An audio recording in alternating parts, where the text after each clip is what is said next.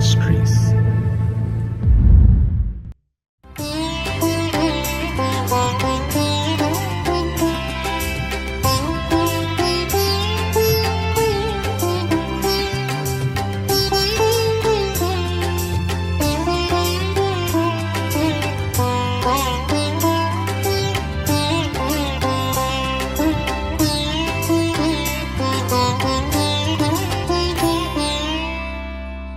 கர்த்தருடைய பரிசுத்த நாமம் மகிமைப்படுவதாக. கிறிஸ்துவுக்குள் மிகவும் பிரியமானவர்களே, மகிழ்ச்சிகரமான இந்த 3வது மாதத்தின் முதல் நாளிலே காட் கூசிஸ் மினிஸ்ட்ரி சார்பாக தேவனாகிய கர்த்தர் உங்களையும் உங்கள் குடும்பங்களையும் உங்கள் ஊழியங்களையும் ஆசீர்வதிப்பாராக. தேவனாகிய கர்த்தர் இந்த மாதத்திலே உங்கள் முன்பாக சென்று எல்லா தடைகளையும் அகற்றுவார் என்று விசுவாசித்து அதை உறுதிப்படுத்துகிறேன். தேவனுடைய கிருபையும் சமாதானமும் பாதுகாப்பும் தயவும் உங்களோடு இருக்க வாழ்த்துகிறேன். இந்த மாதத்திலே தேவனாகிய கர்த்தர் நமக்கு முன்பாக சென்று சகல தடைகளையும் நீக்கி நாம் ஜெயம் கொள்ளும்படியாக, நாம் கர்த்தருக்குள் மகிழ்ந்திருக்கும்படியாக அவர் நமக்கு உதவி செய்வார். தொடர்ந்து தேவனுடைய நாமத்தை எல்லா சூழ்நிலைகளிலும் துதிக்கவும் ஸ்தோத்தரிக்கவும் உங்களை ஒப்பு கொடுங்கள். அவருடைய இரக்கம் பெரியது. தொடர்ந்து அவர் உங்களை நடத்த உண்மையுள்ளவராயிருக்கிறார். தேவனாகிய கர்த்தர் உங்களையும் உங்கள் குடும்பங்களையும் ஆசீர்வதிப்பாராக. ஆமென்.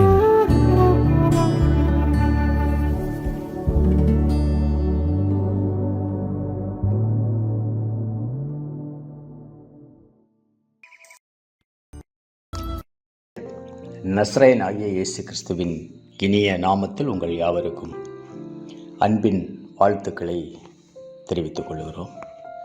இந்த நாளிலும் கூட நாம் தியானத்திற்காக எடுத்துக்கொண்ட ஒரு வேத பகுதி மத்தேயு எழுதின சுவிசேஷ புஸ்தகம் 5வது அதிகாரம், அதன் 44 மற்றும் 45வது வசனங்களை வாசித்து கர்த்தர் நம்மோடு இடைவிடுகிற வசனங்களை தியானிப்போம்.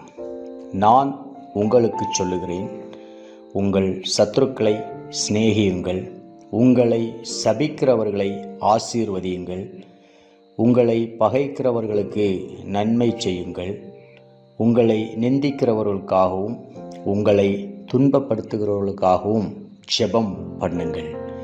இப்படி செய்வதனால் நீங்கள் பரலோகத்தில் இருக்கிற உங்கள் பிதாவுக்கு புத்திரராயிருப்பீர்கள்.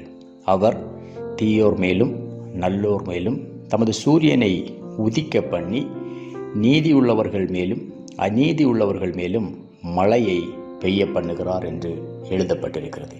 இந்த நாளிலும் நாம் தியானிக்கிற இந்த வேத பகுதியிலிருந்து ஒரு சிறிய தலைப்பை கொடுக்க விரும்புகிறேன்.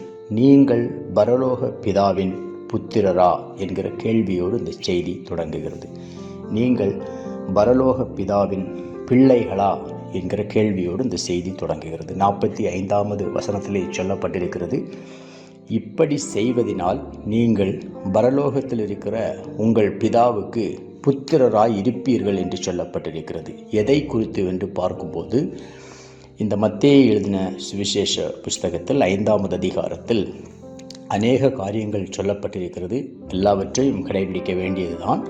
ஆனாலும் இந்த நாள் இந்த சுருங்கின நேரத்திலே நாம் தியானிக்கிற ஒரு காரியம், சத்துருக்களை சிநேகிக்க வேண்டும், சபிக்கிறவர்களை ஆசீர்வதிக்க வேண்டும், பகைக்கிறவர்களுக்கு நன்மை செய்ய வேண்டும், நிந்திக்கிறவர்களுக்காகவும் துன்பப்படுத்துவர்களுக்காகவும் ஜெபம் பண்ண வேண்டும் என்று 4 காரியங்களை இந்த இடத்தில் சொல்லப்பட்டிருக்கிறதை பார்க்கிறோம். இப்படி ஒருவர் செய்யும் போதுதான் அவர் பரலோகத்தில் இருக்கிற நம்முடைய பிதாவின் பிள்ளைகளாய் இருக்க முடியும் என்று வேதவசனம் திட்டமும் தெளிவுமாக சொல்லுகிறது. ஆனால் இன்று நாம் வாழ்ந்து கொண்டிருக்கிற சூழ்நிலையில் சத்துருக்கள் நமக்கு அநேகமாக பெருகி இருக்கிறதை பார்க்கிறோம். முதலில் சத்ரு என்பவன் யார் என்பதை குறித்து நாம் சிந்திக்க வேண்டியது மிகவும் அவசியமான காரியமாயிருக்கிறது. நம்முடைய சத்துருக்கள் எல்லாருமே நாம் மிகவும் நேசித்தவர்களும் நம்மை சுற்றி இருக்கிறவர்களுமாகத்தான் இருப்பார்கள். ஒரு நபருக்கு சத்ரு அவனுடைய வீட்டில் இருந்து அநேக தொலைவில் இருப்பதற்கு வாய்ப்புகள் குறைவு. நாம் இந்திய தேசத்தில் வாழ்ந்து கொண்டிருக்கிறோமே, ஆனால் அமெரிக்காவில் இருக்கிற ஒருவர் நமக்கு சத்ருவாக இருக்க முடியாது. அதே போல் ஆஸ்திரேலியாவில் இருக்கிற ஒருவரும் நமக்கு சத்ருவாக இருக்க முடியாது. ஒருவேளை நாம் கன்னியாகுமரி மாவட்டம் இல்லை ஏதாவது ஒரு மாவட்டத்தில் நீங்கள் வாழ்ந்து கொண்டிருப்பீர்களேயானால் உங்கள் அருகாமையில் இருக்கிற மாவட்டத்தில் இருக்கிறவர் கூட உங்களுக்கு சத்ருவாக இருப்பதற்கு வாய்ப்புகள் குறைவாகத்தான் இருக்கும். அப்படியானால் நமக்கு சத்ருக்கள் யார் என்று பார்க்கும்போது, நாம் நேசித்தவர்களும் நம்மை நேசித்தவர்களும் நம்மால் நேசிக்கப்பட்டவர்களும் நமக்காய் நின்றவர்களும் நம்முடைய நெருங்கிய நண்பர்களும் நெருங்கின உறவினரும் தான் இந்த நாளிலே நமக்கு சத்ருவாய் போயிருக்கிறார்கள். வேத வசனத்தை நாம் வாசித்தோமேயானால் வசனம் நமக்கு ஒரு ஆசீர்வாதத்தை சொல்லுகிறது. இடதுபுறமும் வலதுபுறமும் இடம் கொண்டு பெருகுவாய் என்று தேவன் நமக்கு சொல்லியிருக்கிறதை பார்க்கிறோம். ஆனால் இந்த நாளிலே நம்முடைய வாழ்வை குறித்து நாம் பார்க்கும்போது இடதுபுறமும் வலதுபுறமும் சத்ருவாய் பெருகி இருக்கிறதை பார்க்கிறோம். ஒரு முறை ஒரு தாயாரிடத்திலே ஒரு போதகர் ஒரு கேள்வியை கேட்டார். உங்களுக்கு சத்ரு உண்டா என்று கேட்கும்போது அவர்கள் அமைதியாக இருந்தார்கள். இந்த போதகர் மறுபடியும் அவர்களிடம், உங்கள் வலதுபுறத்தில் இருக்கிறவர்களோடு நீங்கள் நல்ல இணக்கமாக இருக்கிறீர்களா என்று கேட்டபோது அவர்கள் இல்லை என்று சொன்னார்கள். உங்கள் இடதுபுறத்தில் இருக்கிறவர்களோடு நல்ல இணக்கமாக இருக்கிறீர்களா என்று கேட்டபோது இல்லை என்று சொன்னார்கள். அவருடைய பின்புறத்தில் வசிக்கிறவர்களோடு இணக்கமாக இருக்கிறீர்களா என்று கேட்டபோது இல்லை என்று சொன்னார்கள். ஆனால் முன்புறத்தில் இருக்கிறவர்களோடு என்று சொல்லும்போது அங்கே எந்த ஒரு பிரச்சனையும் இல்லை. காரணம் என்னவென்று பார்க்கும்போது அவர்களுடைய வீட்டிற்கு முன்பாக யாருடைய வீடும் இல்லை. ஒரு நல்ல கவர்மெண்ட் போட்ட ரோடு இருக்கிறது. அப்படியானால் சுற்றின திசையில் எல்லாமே பார்க்கும்போது சத்ருக்கள் நெருங்கி இருக்கிறதை பார்க்கிறோம். ஆனால் வேத வசனம் சொல்லுகிறது, ஒருவனுடைய வழிகள் கர்த்தருக்கு பிரியமாயிருந்தால் அவன் சத்ருக்களை அவனோடு சமாதானமாகும்படி செய்வார் என்று நீதிமொழிகளின் புஸ்தகம் 16 அதிகாரம் 7 வசனத்திலே ஆண்டவர் திருவுளம் பற்றுகிறதை நாம் பார்க்கிறோம். ஒரு நபருடைய வழிகள் கர்த்தருக்கு பிரியமாயிருந்தால், ஒருவேளை சத்துருக்கள் உண்டாயிருந்தாலும் வசனம் சொல்லுகிறது அவன் சத்துருக்கள் எல்லாம் சமாதானமாகும்படி கர்த்தர் செய்வார் என்று சொல்லப்பட்டிருக்கிறதை பார்க்கிறோம். 2 சாமுவேலின் புஸ்தகம் 7 அதிகாரம் 11 வசனத்திலே நாத்தான் என்கிற ஒரு தீர்க்கதரிசியோடு கர்த்தர் தாவீதினிடத்தில் பேசுகிற போது, உன் சத்துருக்கள் எல்லாரையும் இளைப்பார பண்ணி இப்போது உனக்கு ஒரு நித்திய வீட்டை கட்டுவேன் என்று கர்த்தர் அறிவிக்கிறார் என்று சொல்லுகிறதை பார்க்கிறோம். அப்போ ஆண்டவர் நமக்கு தருகிற ஒரு மிகப்பெரிய ஆசீர்வாதங்களில் ஒன்று சத்ருகள் இல்லாத ஒரு ஜீவிதம்.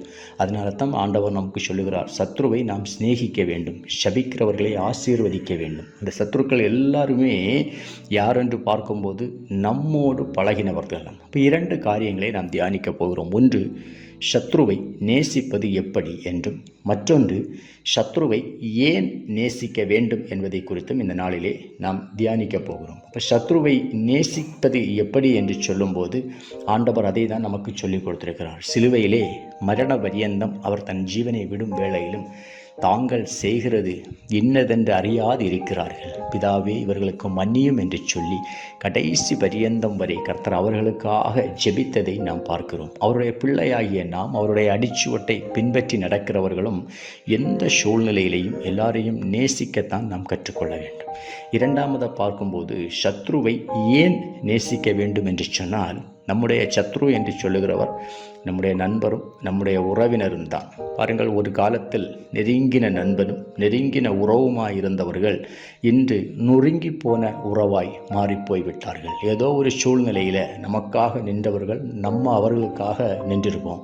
ஆனால் இன்று பார்த்தா அவர்களுடைய பெயரை கேட்டாலோ இல்லை அவர்களுடைய முகத்தை பார்த்தாலோ எரிச்சல் வருகிற அளவுக்கு சத்ருவாக மாறிப்போனார்கள். வேத புஸ்தகத்திலே பார்த்தோம் என்றால் யோபு என்கிற தேவ மனிதனுக்கு 4 நண்பர்கள் இருந்ததாக வேத புஸ்தகத்திலே பதிவு செய்யப்பட்டிருக்கிறது. அதில் ஒருவர் எலிப்பாஸ் என்று சொல்லுகிற ஒருவர், அடுத்து சோப்பார் என்கிற ஒருவர், எலிகு என்கிறவர், பில்தாக் என்று சொல்லுகிற 4 நண்பர்கள் யோபுவோடு இருந்தார்கள்.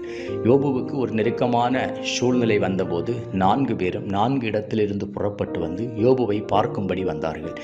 7 நாளளவும் பேசாமல் தரையில் உட்கார்ந்து யோபுவோடு துக்கம் அனுசரித்துக் கொண்டிருந்தார்கள். அதற்கு பிற்பாடாக யோபு பேசத் தொடங்கின போது யோபுவுக்கு அவர்கள் மறு உத்தரம் கொடுத்தார்கள்.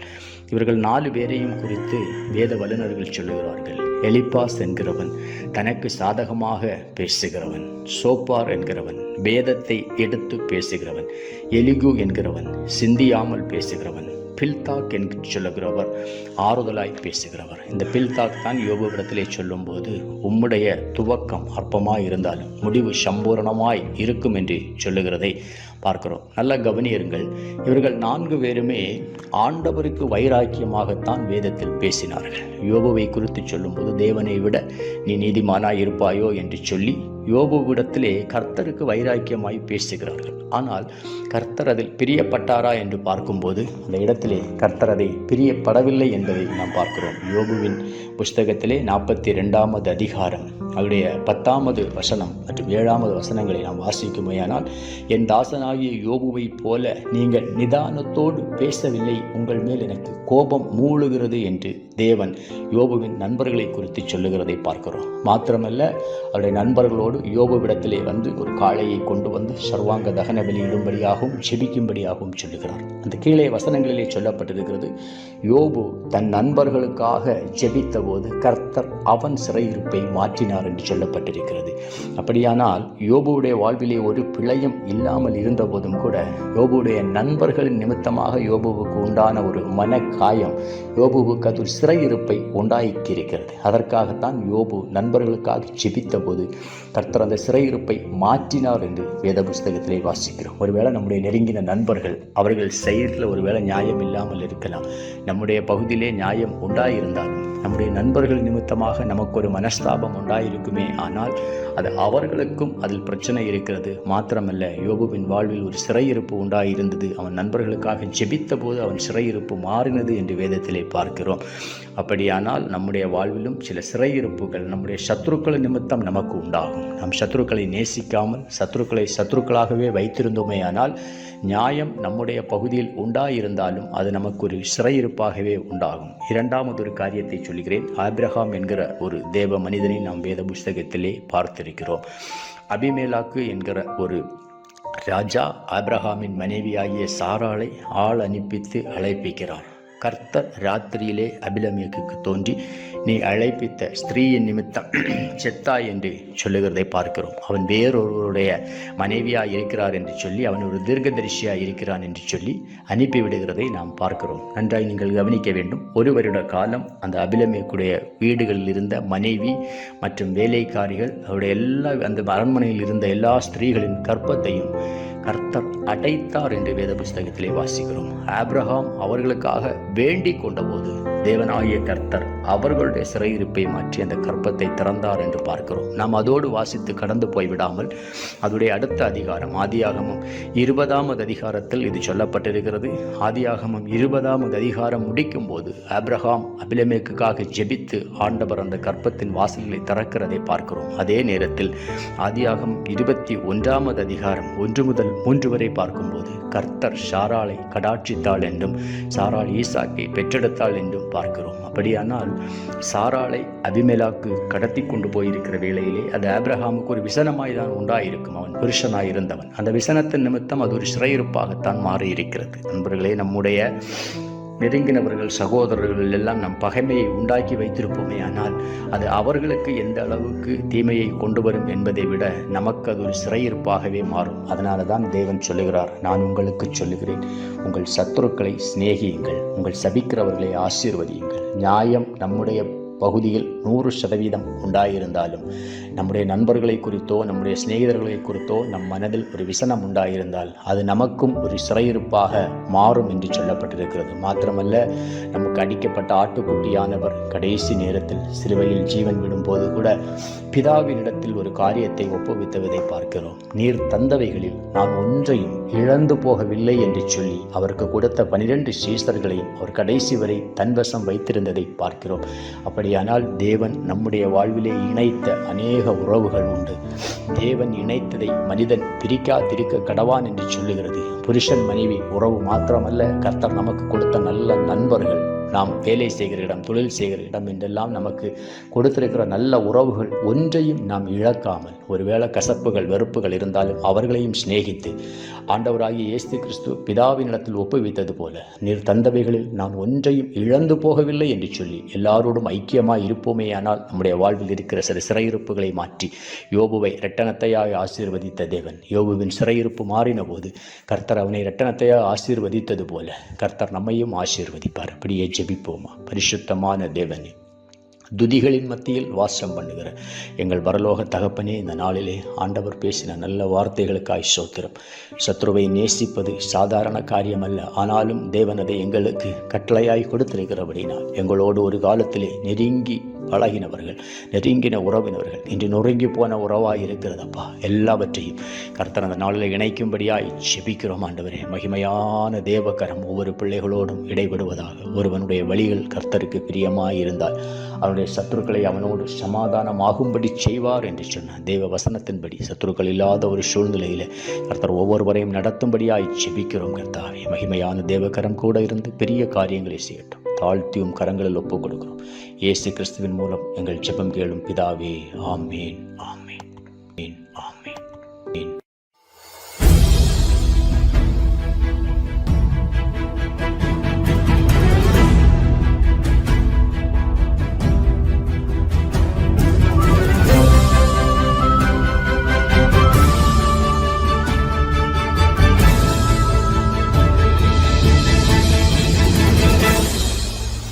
உம்மைத்தான் நம்பியிருக்கிறோ, உம்மையன்றி யாரும் இல்லையப்பா. உம்மைத்தான் நம்பியிருக்கிறோ, உம்மையன்றி யாரும் இல்லையப்பா. அற்புதம் செய்யுங்கப்பா எங்க வாழ்க்கையில, உம்மைத்தான் நம்பியிருக்கோம் ஏசப்பா. அற்புதம் செய்யுங்கப்பா எங்க வாழ்க்கையில, உம்மைத்தான் நம்பியிருக்கோம் ஏசப்பா. உம்மைத்தான் நம்பியிருக்கிறோ, உம்மையன்றி யாரும் இல்லையப்பா.